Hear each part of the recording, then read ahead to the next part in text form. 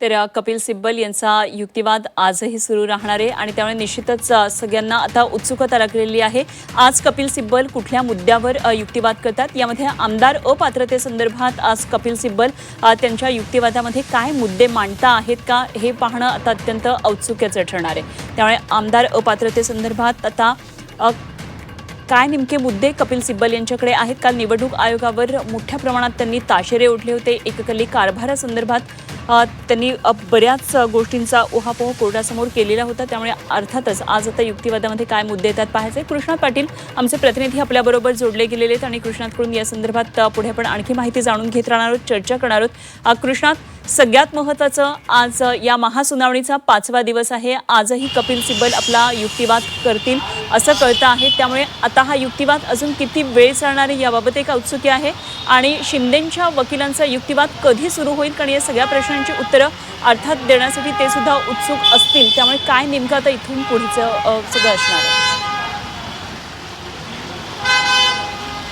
अनुपमा, एकूण 2 भाग आहेत. एक तर शिवसेना पक्ष आणि चिन्ह या संदर्भात जे सुनावणी आहे त्या एक पार्ट त्यामध्ये झालेला आहे. दुसरा पार्ट जो आहे, दुसरा भाग आहे तो आमदार अपात्रतेच्या संदर्भात. कारण शिवसेना ठाकरेंच्या वतीनं 2 याचिका दाखल करण्यात आलेल्या आहेत. त्यामध्ये शिवसेना पक्ष आणि चिन्ह या संदर्भात एक याचिका आहे आणि आमदार अपात्रतेच्या संदर्भात ही दुसरी याचिका आहे. आतापर्यंत कपिल सिब्बल यांनी पहिल्या भागातली म्हणजे शिवसेना पक्ष आणि चिन्ह या संदर्भातली युक्तिवाद जो आहे तो पूर्ण केलेला आहे आणि आत्ता त्यांचा रोल आहे तो आमदार अपात्रतेच्या संदर्भात. कारण जो आमदार अपात्रतेचा जो मुद्दा विधानसभा अध्यक्ष राहुल नार्वेकर यांच्यापर्यंत गेला होता आणि विधानसभा अध्यक्ष राहुल नार्वेकर यांनी आमदार अपात्रतेच्या संदर्भात कोणताही निर्णय न घेता त्यांना सूट दिली होती आणि आमदार अपात्र केले गेले नव्हते आणि त्याला चॅलेंज शिवसेना UBTच्या वतीनं हे सुप्रीम कोर्टात केले गेलेलं आहे. त्यामुळं आजचा दिवस जो आहे तो कपिल सिब्बल हे आमदार अपात्रतेच्या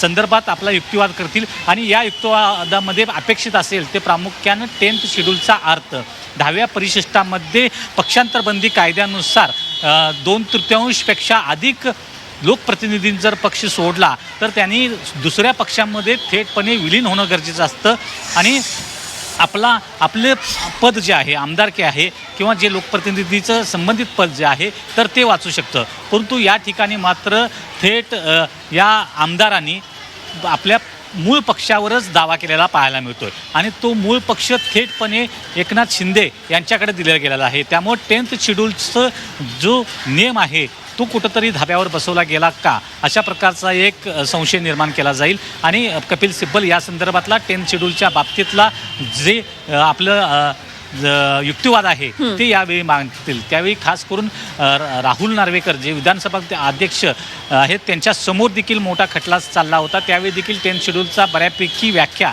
ही स्पष्ट करण्याचा प्रयत्न त्यावेळी देखील शिवसेना UBT यांच्या वतीनं केला गेला होता. त्यामुळं आज देखील कपिल सिब्बल यांच्या वतीनं युक्तिवाद मांडला जात असताना आमदार अपात्रतेचा मुद्दा, त्यानंतर 10th शेड्यूलमध्ये जो नेमका अर्थ का आहे आणि जर तुम्हाला पक्षातून बाहेर पडायचं होतं तर नक्की बाहेर पडला असता, परंतु त्या संदर्भात तुम्ही दुसऱ्या पक्षामध्ये थेटपणे विलीन होणं गरजेचं होतं. परंतु तसं न करता तुम्ही थेटपणे मूळ पक्षावरच दावा केला गेला. आता अलीकडचं जर उदाहरण पाहिलं गेलं तर तृणमूल काँग्रेसमधनं जे काही खासदार बाहेर पडले गेले त्यांनी मूळ पक्षावर दावा न करता दुसऱ्या पक्षामध्ये, एका छोट्या पक्षामध्ये विलीन झालेलं पाहायला मिळालं. त्यामुळं या संदर्भात 10th शेड्यूलचा जो नेमका काय अर्थ आहे ते सांगण्याचा प्रयत्न हा कपिल सिब्बल यांच्याकडून आज केला जाईल. अगदी आपल्या या सुनावणीवर लक्ष आहे. कृष्णात असे संपर्कात रहा.